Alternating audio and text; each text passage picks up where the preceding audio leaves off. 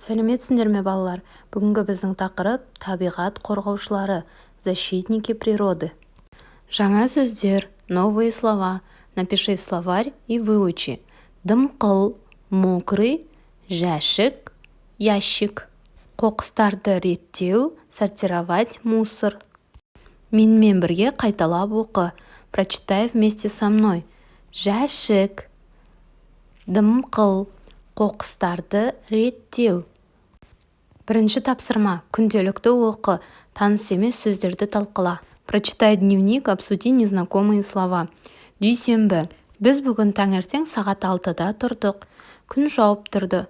Бүгін ағаштың артық бұтағын кесеміз. Сейсенбі. Біз бүгін ерте тұрдық. Күн ашық. Тапсырма алдық. Өзенді қоқыстардан тазалау керек болды. Көптеген шыны және пластик бөтелкелер таптық. Сәрсенбі. Бүгін таңертең аспан ашық, бұлтсыз болды. Ал түс мезгілінде жаңбыр жауды. Жаңа ғана 20 түп ағаш егіп келдік. Үстіміз, аяқ киіміміз дымқыл. Ыстық шай ішіп, әрең жылындық. Бейсенбі. Біз бүгін таңертең бос болдық. Түске дейін қайыққа отырып серуендедік. Түсте тағы жаңбыр жауды. Кешегі еккен ағаштар құлап қалмаса екен. Бүгін көшеге гүл екпедік. Гүлзарда жұмыс істедік. Жұма. Бүгін күні бойы қоқыстарды реттедік. Қағаздарды бөлек, пластиктерді, тағамды бөлек жәшіктерге салдық. Понедельник. Мы встали сегодня в 6 утра. Был дождь. Сегодня обрезаем лишнюю ветку дерева. Вторник. Мы встали сегодня рано, без осадков. Получили задание. Реки надо очистить от мусора. Нашли много стекла и пластиковых бутылок. Среда. Сегодня утром небо было ясным, безоблачным, а после обеда шел дождь. Только что посадили 20 деревьев. Верхняя одежда, обувь была мокрая. Выпив горячий чай, едва согрелись. Четверг. Мы были свободны сегодня утром. До полудня на лодке погуляли. В полдень снова пошел дождь, как бы вчерашние деревья не упали. Сегодня не садили цветы на улице. Работали на клумбе. Пятница. Сегодня весь день разбирали мусор. Бумагу отдельно положили, пластик, еду в отдельные ящики. Екінші тапсырма.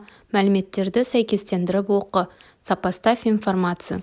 Дүйсенбі ағаштың бұталарын кесті. Сейсенбі өзенді қоқыстан тазалады. Сәрсенбі 20 түп ағаш отырғызды. Бейсенбі гүлзарда жұмыс істеді.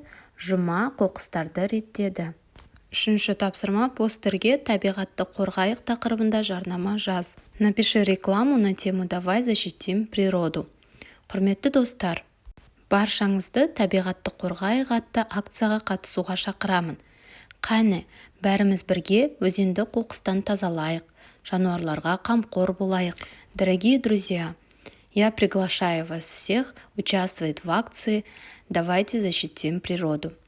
Давайте все вместе очистим реки, будем заботиться о животных. Дальше вы сами должны продолжить. Например, ағаш отырғызайық, құстарға жем берейік, тазалықты сақтайық.